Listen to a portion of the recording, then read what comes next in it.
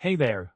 Welcome to today's video, where we'll tackle a common problem that developers often face in their .NET Core web APIs.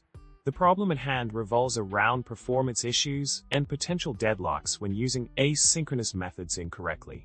We suspect that the misuse of async and await is causing these headaches. Let's dive into the details and find a solution to this pesky problem.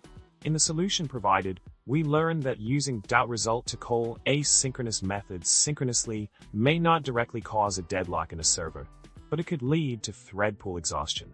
The key takeaway here is to ensure that methods return a task and make good use of async and await to handle asynchronous operations efficiently.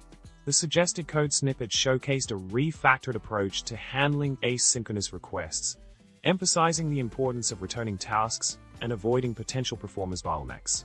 To wrap it all up, it's crucial to follow best practices when working with async and await in .NET Core web APIs. Always await return tasks instead of using .result or .wait, and strive to avoid async void whenever possible. By returning a task and utilizing async methods effectively, you can steer clear of performance issues like deadlocks and thread pool exhaustion. Remember, optimizing your code for asynchronous operations is key to maintaining a responsive and efficient web API. Thanks for tuning in today. Don't forget to subscribe, like the video, and drop a witty comment below. Happy coding!